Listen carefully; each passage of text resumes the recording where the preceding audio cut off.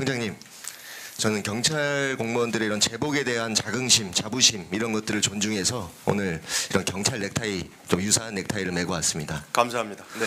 질의를 시작하도록 하겠습니다. 청장님, 지난 10월 6일 날 조직 개편 관련해서 현장 경찰관들과 간담회 가지셨죠? 예, 그렇습니다. 이 조직 개편 추진하는 과정상에서 이런 일선 경찰관들이나 이런 이 개편의 대상이 되는 구성원들과 의견 소통, 의견 수렴 충분했다고 보십니까? 부족하다고 보시니까 지금 간담회 하시는 거죠?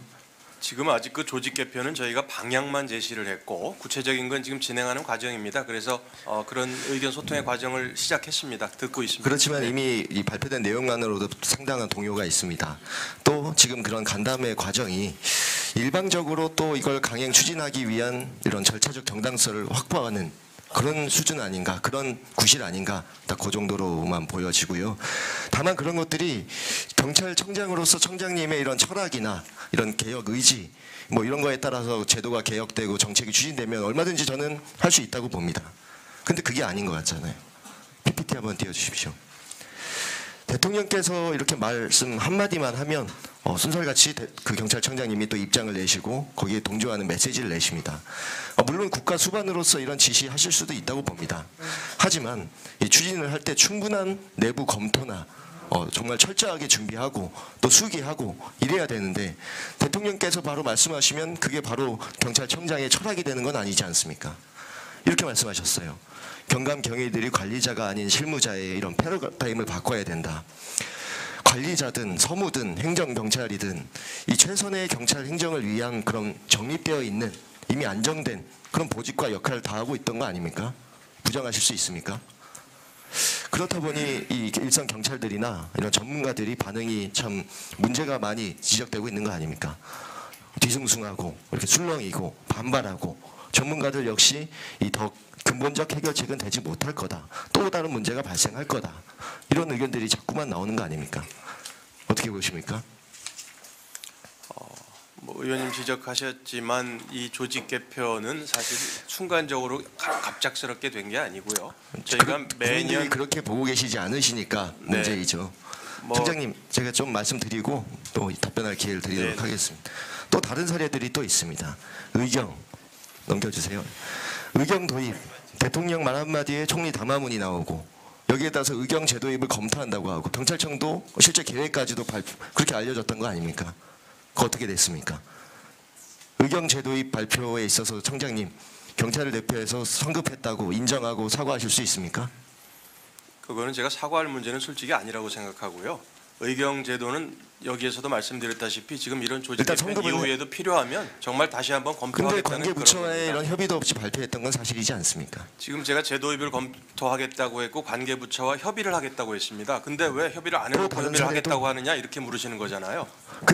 그게 없이 국민들에게 그렇게 저런 형태로서 발표가 되면은 국민들은 당연히 재도입을 한다 이렇게 받아들이죠. 손님 그렇게 말씀하시면 안 되죠. 네, 그래서 지금 다른 것도 총리님께서도 말씀드릴게요. 말씀하셨지만 이런 조직 개편을 다음 선행하고 넘겨주세요. 그렇게 하고도 필요하면 청장님, 다시 이제 알겠습니다. 제도입을 마지막에 검토하겠다 말씀 이런 많이 취지입니다. 주세요. 네네.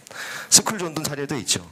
인수위 당시에 이걸 이렇게 상향하는 걸 강구하겠다고 하더니 전국 8곳 이렇게 시범 운영 잘 하다가 갑자기 하루아침에 어떤 이유에서인지 전격 전국에 확대한다고 발표하고 거기에 대해서 결국 다 철회하고 또 사과까지 하시지 않았습니까?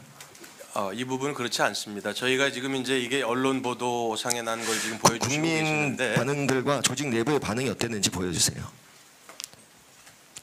다들 혼란스러워하고 반발하고 참 혼선이 생기고 이게 하루아침에 이렇게 번복되고 경찰 이런 정말 중요한 경찰 행정 정책들이 이 경찰 조직의 철학이나 방향에 따라서가 아니라 마치 권력자 말 한마디에 허겁지겁 좌지우지 되듯이 이런 걸 바로 부안해동이라고 합니다. 청장님, 조직 개편 간담회가 있었던 10월 6일이 어떤 날인지 아십니까? 이 경기 부천 원미서 고 박찬준 경위의 연결식 전날이었습니다. 현장 경찰관들은 지금 이 시간에도 이런 범죄, 치안, 생활안전, 생활사고, 화재 각종 현장에 나가서 수백 수천 건의 위험에 노출되고 있는데 정작 중요한 경찰 조직의 이런 정책이나 조직이나 이런 것들이 수기 없이 오로지 권력자 말 한마디에 속도전처럼 강압적으로 추진되는 거 당당하다 말씀하실 수 있습니까? 지금 의원님께서 그렇게 비유하시는 부분에 대해서는 제가 동의하기 어려운 말씀을 지금 알겠습니다. 많이 주시고 계시고요. 취임하신 네. 이후에 여러 일들이 있었습니다. 경찰국 설치, 총경회의 참석자들 징계, 노조 폭력 진압, 집회 시위 대응, 수사 준칙 문제. 참 이런 정책들 기조들이 참 현장 경찰의 우리 후배들이나 중간 허리 간부들이나 그럼 누구와 소통하시는지 모르겠어요. 오로지 권력으로부터 이런 하방식, 일방적 소통만 있는 것 아닌가. 그런 것을 우리 국민들은 복종이라고 부릅니다. 청장님, 하나 묻겠습니다. 청장님의 충성은 어디를 향하고 있습니까? 정말 국민 안전, 경찰 조직 발전, 또 경찰을 외부 압력으로부터의 보호, 중립의 가치, 오로지 민중을 위한 경찰, 이런 국민에게 충성 다하고 있다 자신 있게 말씀하실 수 있겠습니까?